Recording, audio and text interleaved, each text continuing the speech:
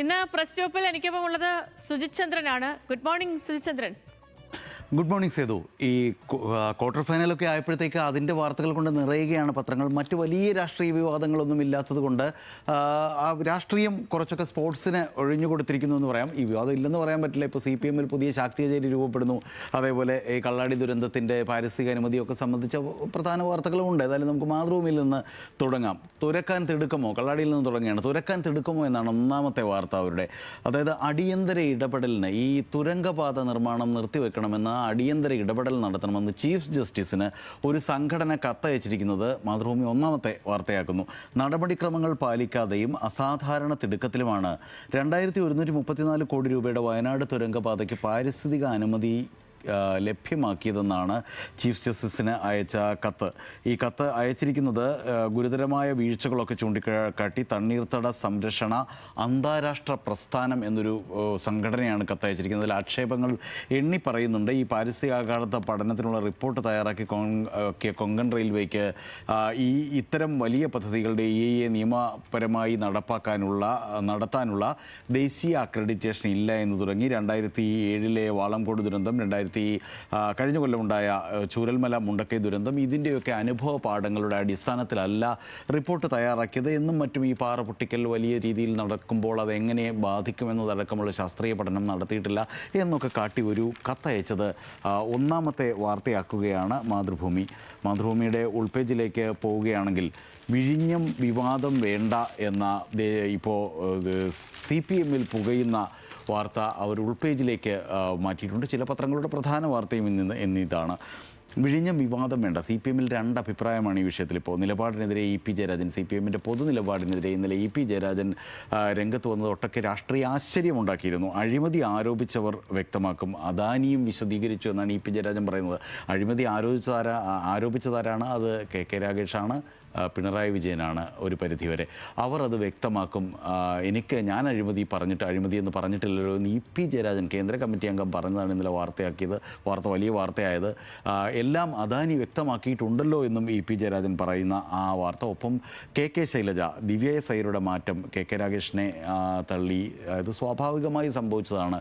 വിഴിഞ്ഞത്തിൻ്റെ ചുമതലയിൽ നിന്ന് ദിവ്യ എസ് അയ്യരെ മാറ്റിയത് ഒരു സർക്കാർ മാറുമ്പോഴുള്ള സ്വാഭാവികമായ മാറ്റമാണ്. അത് അദാനിക്ക് വേണ്ടി മാറ്റിയതാണ് എന്നായിരുന്നു KK രാഗേഷ് പറഞ്ഞതും. ഒരു പരിധിവരെ പിണറായി വിജയൻ ഞാൻ കൂടുതലൊന്നും പറയുന്നില്ല എന്ന രൂപത്തിൽ കഴിഞ്ഞ ദിവസത്തെ വാർത്താ സമ്മേളനത്തിൽ പറഞ്ഞു വെച്ചത്. ഇത് കണ്ണൂർ ലോബിക്കുള്ളിൽ ഒരു പുതിയ ചേരി രൂപപ്പെടുന്നതിനെക്കുറിച്ച് ഈ വാർത്ത വിശദമായി നൽകുകയാണ് മാതൃഭൂമിയുടെ ഇന്നത്തെ മുഖപ്രസംഗം വായിക്കേണ്ടതാണ്. ട്രംപിനറിയുമോ മാഗ്ന കാർട്ട മൂല്യങ്ങൾ എന്ന് ട്രംപിനെ വിമർശിച്ചുകൊണ്ടാണ് ഇന്നത്തെ മുഖപ്രസംഗം. രാജാവ് നിയമത്തിന് വിധേയനാണെന്ന് പ്രഖ്യാപിച്ച മാഗ്ന കാർട്ട ലോക ചരിത്രത്തിലെ സുപ്രധാന രേഖയാണ്.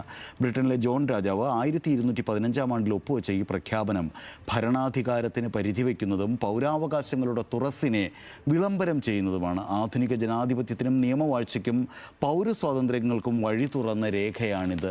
അതിനെക്കുറിച്ച് ട്രംപിന് വല്ല വിവരവുമുണ്ടോ എന്നാണ് മാതൃഭൂമി ചോദിക്കുന്നത്. യുദ്ധവിരുദ്ധ നിലപാടുമായാണ് അധികാരത്തിലെത്തി അദ്ദേഹം തുടർച്ചയായി ഇപ്പോൾ യുദ്ധം ചെയ്തുകൊണ്ടിരിക്കുന്നു. അങ്ങനെ സ്വരാജ്യത്തെ വഞ്ചിച്ചുകൊണ്ടിരിക്കുകയാണ്. പ്രസിഡന്റ് തിരഞ്ഞെടുപ്പിൽ നേടിയെടുത്ത യുദ്ധവിരുദ്ധ ജനവിധിയും അദ്ദേഹം കീഴ്മേൽ മറിക്കുകയാണ്. ഭരണാധികാരി നിയമത്തിനും പൗരർക്കും വിധേയനാകണമെന്ന മാഗ്ന കാർട്ടയുടെ സന്ദേശം ചരിത്ര നിഷേധിയായ ട്രംപ് സംശീകരിച്ചിരിക്കാൻ ഇടയില്ല എന്ന് പറയുന്നു മാതൃഭൂമിയുടെ സ്പോർട്സ് പേജിലേക്ക് ചെന്നാൽ നമ്മൾ ആദ്യം പറഞ്ഞ പോലെ ബിഗ് ഫൈറ്റ് എന്നാണ് അവരുടെ പ്രധാന തലക്കെട്ട്. സ്പെയിൻ ബെൽജിയം ക്വാർട്ടർ മത്സരത്തെക്കുറിച്ചാണ്. പാസിംഗ് ഗെയിമാണ് സ്പെയിൻ്റെ മുഖമുദ്ര. നിരന്തരമായ ആക്രമിച്ചു കയറാൻ കെൽപ്പുള്ളവരാണ് ബെൽജിയം. ലോകകപ്പ് ഫുട്ബോളിൻ്റെ ക്വാർട്ടർ ഫൈനലിൽ ഇരു ടീമുകളും മുഖാമുഖം വരുമ്പോൾ വേറിട്ട പോരാട്ടമാണ് ആരാധകർ പ്രതീക്ഷിക്കുന്നത്. രാത്രി 12:30 ഈ ഹെവി വെയ്റ്റ് മത്സരത്തിൻ്റെ കിക്ക് ഓഫ് എന്ന് നമുക്കറിയാം. അടിച്ചോ മോനെ, അതായത് പെലെ, അതേപോലെ മെസ്സി, ഒപ്പം മൈക്കൽ ലെസേവ് ഫ്രാൻസിൻ്റെ താരം, ഇവരൊക്കെ ഗോൾ അടുപ്പിക്കുന്ന താരങ്ങൾ കൂടിയാണ് എന്ന് പറഞ്ഞിട്ട് അവരെക്കുറിച്ചുള്ള ഒരു റിപ്പോർട്ട് അതോടൊപ്പം നൽകിയിട്ടുണ്ട്. മനോരമയിലേക്ക് വന്നാൽ ഷിയ പുണ്യകേന്ദ്രത്തിൽ അലി ഖമനേയ്ക്ക് അന്ത്യവിശ്രമം എന്നുള്ള വാർത്ത അവർ മുൻപേജിൽ പ്രധാന വാർത്തയാക്കുന്നു. ഇറാൻ മുൻ പരമോന്നത നേതാവായിട്ടുള്ള അലി ഖമനേയ്ക്ക് ഷിയ പുണ്യകേന്ദ്രമായ മഷദിലെ ഇമാം റിസ പള്ളിയിൽ അന്ത്യവിശ്രമം. ഇറാനിലെ വടക്കുകിഴക്കൻ നഗരമായ മഷദിലേക്ക് ഇന്നലെ പുലർച്ചെ മുതൽ 10,000-ങ്ങളാണ് വിലാപയാത്രയായി എത്തിയത്. ഒരാഴ്ച നീണ്ട ചടങ്ങുകൾക്കും പൊതുദർശനങ്ങൾക്കും ശേഷമാണ് റിപ്പോർട്ടാണ്. 4 പതിറ്റാണ്ടോളം ഇറാൻ ഭരിച്ച ഷിയ സമൂഹത്തിൻ്റെ ആത്മീയ നേതാവിൻ്റെ ഖബറടക്കം ഇന്നലെ വൈകിട്ടോടെ നടന്നത്. ഫെബ്രുവരി 28-നായിരുന്നു ഖമനേയി കൊല്ലപ്പെട്ടത്. യുദ്ധം കാരണം സംസ്കാരം മാസങ്ങളോളം നീണ്ടുപോയതിനു ശേഷം ഇന്നലെ ആ സംസ്കാരം നടന്നത് വലിയ വാർത്തയായി നമ്മളൊക്കെ കണ്ടു. വീണ്ടും വീഴ്ച. കോഴിക്കോട്ട് കെട്ടിടം വീണതിനെക്കുറിച്ചാണ്. ക്ലോക്ക് ടവർ വീണല്ലോ റെയിൽവേ സ്റ്റേഷൻ്റെ. അത് വൻ അപകടം ഒഴിവായത് യാത്രക്കാരില്ലാത്തിരുന്നുണ്ടാകുന്നൊക്കെ പറഞ്ഞിട്ട് റെയിൽവേയോട് 5 ചോദ്യങ്ങൾ ചോദിക്കാനുണ്ട് മനോരമയ്ക്ക്. അപകടാവസ്ഥയിലാണെന്ന് 3 മാസം മുമ്പ് കണ്ടെത്തിയിട്ടും നവീകരണത്തിനുള്ള ചെലവിന് മുമ്പ്, പൈലിങ്ങിന് മുമ്പ് എന്തുകൊണ്ട് കെട്ടിടം പൊളിച്ചില്ല? ഇന്നലെ പൊളിക്കാൻ തീരുമാനിച്ച കെട്ടിടത്തിന് സമീപത്തെ ട്രാക്കിൽ എന്തിനെ ട്രെയിൻ നിർത്തിയിട്ടു? എന്ന് തുടങ്ങി 5 ചോദ്യങ്ങൾ ചോദിക്കുന്നു മനോരമ. 7-ാം പേജിൽ CPM-ൽ വീണ്ടും ഭിന്നതയുടെ തിരയടി എന്ന ജോജി സൈമൻ്റെ റിപ്പോർട്ട് കാണാം. വിഴിഞ്ഞം ഓഹരി കൈമാറ്റ വിഷയത്തിൽ നടക്കുന്ന ഈ തർക്കം തന്നെ ആണ് നേരത്തെ നമ്മൾ മാതൃഭൂമിയിൽ വിശദമായി വായിച്ച ആ തർക്കം. അത് ഭിന്നതയുടെ തിരയടി CPM-ൽ എന്ന് പറഞ്ഞ് മനോരമ വാർത്തയാക്കുന്നു. എന്തുകൊണ്ട് ഇത് 1-ാം പേജിൽ വന്നില്ല എന്നാണ് അത്ഭുതം. സാധാരണ മനോരമ ഇത് 1-ാം പേജിലെ 1-ാമത്തെ വാർത്തയാക്കേണ്ടതാണ്. പവർ പോര് എന്നാണ് ഇന്നത്തെ ക്വാർട്ടർ ഫൈനൽ മത്സരത്തെക്കുറിച്ചുള്ള അവരുടെ തലക്കെട്ട്, മനോരമയുടെ തലക്കെട്ട്. സ്പെയിൻ്റെ പ്രത്യേകതകൾ, ബെൽജിയത്തിൻ്റെ പ്രത്യേകതകൾ. പ്രതിരോധ കോട്ട കെട്ടിപ്പൊക്കിയ സ്പെയിൻ, പീരങ്കിപ്പടയുമായി എത്തുന്ന ബെൽജിയം എന്ന് പറഞ്ഞ് 2 ടീമിൻ്റെയും ശക്തി ദൗർബല്യങ്ങളെക്കുറിച്ചുള്ള വിശദമായ റിപ്പോർട്ടും വ്യാഖ്യാനങ്ങളും ഒക്കെ നൽകിക്കൊണ്ടാണ് ആ റിപ്പോർട്ട്, സമഗ്രമായ റിപ്പോർട്ടാണ് മനോരമയിലുള്ളത്. ദേശാഭിമാനി എടുത്താൽ ക്ഷണിച്ചു വരുത്തിയ ദുരന്തം, കള്ളാടി ദുരന്തത്തെക്കുറിച്ച് തന്നെയാണ് അവരുടെ പ്രധാന വാർത്ത. വയനാട് കള്ളാടിയിൽ മണ്ണിടിച്ചിൽ ഉൾപ്പെടെ അപകട സാധ്യതയുണ്ടെന്നും മുൻകരുതലെടുക്കണമെന്നുള്ള വിദഗ്ധ സമിതിയുടെ പഠന റിപ്പോർട്ട് സർക്കാർ അവഗണിച്ചു. കുറ്റകരമായ അനാസ്ഥയാണ് നടന്നതെന്ന് പിണറായി വിജയൻ പറയുന്നു. ഇന്നലെ പിണറായി വിജയൻ മുണ്ടും മാടിക്കുത്തി ദുരന്തഭൂമി സന്ദർശിച്ച ചിത്രവും ദേശാഭിമാനി മുൻപേജിൽ നൽകിയിട്ടുണ്ട്. പിണറായി വിജയൻ മുണ്ടും മാടിക്കുത്തിയത് ഒരു അപൂർവ വാർത്താ കൗതുകവും കൂടി അതിലുണ്ട്. അങ്ങനെ അദ്ദേഹത്തെ ആ ഒരു സ്വരൂപത്തിലധികം കണ്ടിട്ടില്ലാത്തത് കൊണ്ട് തന്നെ ആ ഒരു ചിത്രത്തിൻ്റെ കൗതുകവും അതിൽ ഉണ്ട്. പണച്ചാക്കുമായി BJP-കാരൻ്റെ സെൽഫി എന്നുള്ളത് ഇന്ന് ന്യൂസ് മലയാളത്തിൻ്റെ വാർത്തയായിരുന്നു. ഇന്നലത്തെ എക്സ്ക്ലൂസീവ് ആയിരുന്നു. ദേശാഭിമാനിയുടെ മുൻപേജിലുണ്ട്. വലിയ ബാഗ് നിറയെ 500-ൻ്റെ നോട്ടുകെട്ടുമായി BJP പ്രവർത്തകൻ്റെ സെൽഫി.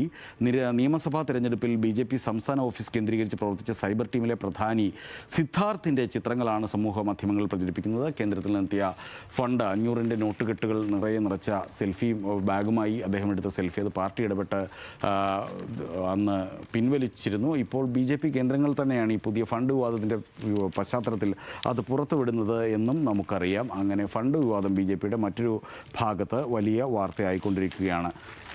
തൊട്ടു മുമ്പ് നമ്മൾ ഇപ്പോൾ സേതു വായിച്ചൊരു വാർത്ത ഉണ്ടായിരുന്നല്ലോ.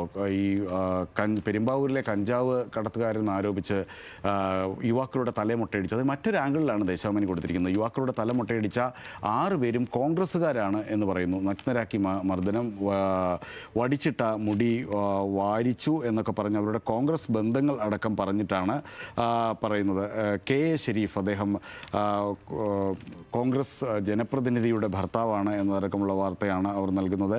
ഇദ്ദേഹം നേരിട്ടും, ഇപ്പോൾ സഹിൻ റിപ്പോർട്ട് ചെയ്ത അതേ വാർത്ത തന്നെ, നേരത്തെയും ഇതേപോലെ ഇതര സംസ്ഥാന തൊഴിലാളിയെ മർദ്ദിച്ച കേസിൽ റിമാൻഡിൽ ജയിലിലായവരാണ്. തൂഫാൻ വാരിയർ കൂടിയാണ് അദ്ദേഹം എന്ന് പറയുന്നു. ഈ തൂഫാൻ വാരിയർമാരായിട്ടുള്ള ക്രിമിനലുകളുടെ, ഗുണ്ടകളുടെ യോഗം കെ സുധാകരൻ നടത്തിയതും കൊച്ചിയിലാണ് എന്നുള്ളത് ഇതുമായിട്ട് വേണമെങ്കിൽ നമുക്ക് ചേർത്ത് വായിക്കാവുന്നതാണ്. കേരള കൗമുദിയുടെ 1-ാം പേജിൽ ഓസ്ട്രേലിയ തരും യുറേനിയം എന്നാണ് 1-ാമത്തെ വാർത്ത. അതായത് മെൽബണിൽ ഇപ്പോൾ ഓസ്ട്രേലിയ സന്ദർശിച്ചുകൊണ്ടിരിക്കുകയാണ് പ്രധാനമന്ത്രി നരേന്ദ്രമോദി. അദ്ദേഹം ഓസ്ട്രേലിയൻ പ്രധാനമന്ത്രി ആന്റണി ആൽബനീസിനൊപ്പം നിൽക്കുന്ന ചിത്രം അതിനൊപ്പമുണ്ട്. സമാധാനപരമായ ആണവ ഉപഭോഗത്തിനായി ഓസ്ട്രേലിയ ഇന്ത്യക്ക് യുറേനിയം നൽകും. മെൽബണിൽ പ്രധാനമന്ത്രിയുടെയും ഓസ്ട്രേലിയൻ പ്രധാനമന്ത്രി ആന്റണി ആൽബനീസിൻ്റെയും സാന്നിധ്യത്തിൽ ഈ ദീർഘകാല കരാറിൽ ഒപ്പിട്ടത്. പ്രതിരോധ സുരക്ഷ, ഊർജ്ജ സഹകരണം എന്ന് തുടങ്ങി ആണവ വൈദ്യുതി 100 ജിഗാവാട്ട് ഉണ്ടാക്കുകയാണ് ഇന്ത്യയുടെ ലക്ഷ്യം. 2047 രാജ്യത്ത് ആണവ വൈദ്യുതി ഉത്പാദനം കുതിക്കും എന്ന് കേരള കൗമുദി റിപ്പോർട്ട് ചെയ്യുന്നു. കേരള കൗമുദിയിൽ ഒരു കൗതുക വാർത്തയുണ്ട്. കേരള കൗമുദിയുടെ 11-ാം പേജിൽ ആനകളെ തുരത്തണം. ആനകൾ ജനവാസ മേഖലകളിലും കാടിൻ്റെ പുറത്തേക്കും ഇറങ്ങുന്നത് ദിവസവും വാർത്തയാണ്. ഇന്നടക്കം ആൽവിൻ റിപ്പോർട്ട് ചെയ്തിട്ടുണ്ട് നമുക്ക് ഇടുക്കിയിൽ നിന്ന്. നമ്മുടെ ക്യാമറയിൽ ഇന്നലെ അത് കുടുങ്ങുകയും ചെയ്തു. എല്ലാ ദിവസവും ഈ വാർത്ത വരുന്നുണ്ട്. അതായത് ജനവാസ മേഖലകളിലും കൃഷിയിടങ്ങളിലും കാട്ടാനകൾ ഇറങ്ങുന്നത് തടയാൻ ജില്ലയുടെ കിഴക്കൻ വനാതിർത്തികളിൽ ഇഞ്ചിപ്പുൽ കൃഷി വ്യാപിപ്പിക്കാൻ പദ്ധതി. ആനകൾക്ക് ഇഷ്ടമല്ലാത്തത് ഇഞ്ചിപ്പുല്ല് ഈ മേഖലയിൽ ഒക്കെ നട്ടുപിടിപ്പിച്ചാൽ ആനകൾ ഇറങ്ങാതിരിക്കും എന്നാണ് പറയുന്നത്. ഇതിൻ്റെ ശാസ്ത്രീയ അടിത്തറ എത്രത്തോളമാണെന്ന് നമുക്കറിയില്ല. ഏതായാലും അങ്ങനെയുള്ള പരീക്ഷണങ്ങളും നടക്കുന്നുണ്ട്. ഈ വൈദ്യുത വേലിക്കും ആനക്കിടങ്ങിനുമൊക്കെ ഒപ്പം ഇഞ്ചിപ്പുല്ല് നട്ടുപിടിപ്പിക്കാനുള്ള ഒരു പദ്ധതി കൂടി നടക്കുന്നു എന്നാണ് പറയുന്നത്. ഇപ്പോൾ മംഗളത്തിലേക്ക് വന്നാൽ മംഗളത്തിലെ വിശ്വാസം വിറ്റവർ എന്ന പേരിൽ ഇന്നത്തെ അവരുടെ മുഖപ്രസംഗമുണ്ട്.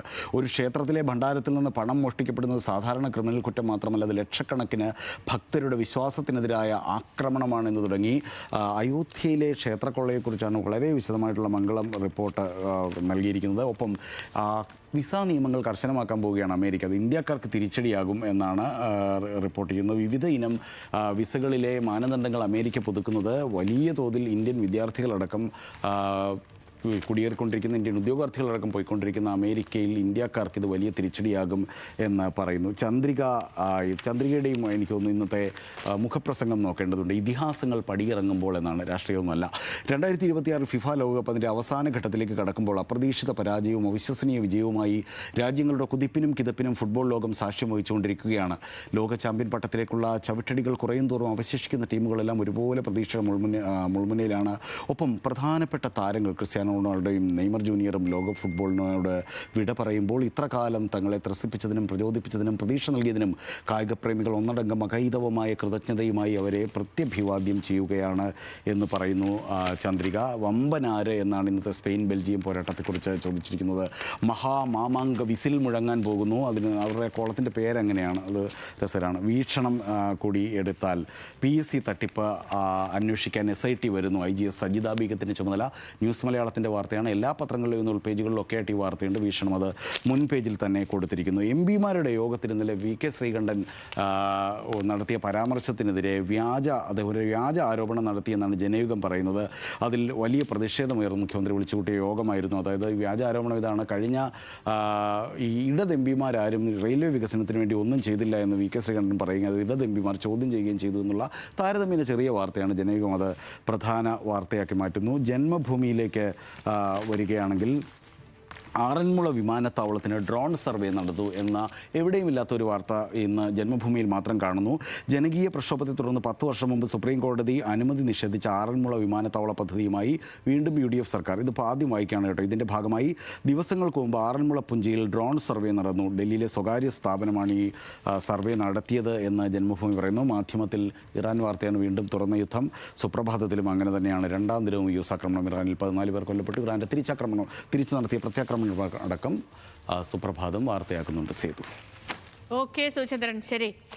അപ്പോൾ പ്രിയപ്പെട്ട പ്രേക്ഷകരെ, പത്രവാർത്തകളൊക്കെ അറിഞ്ഞ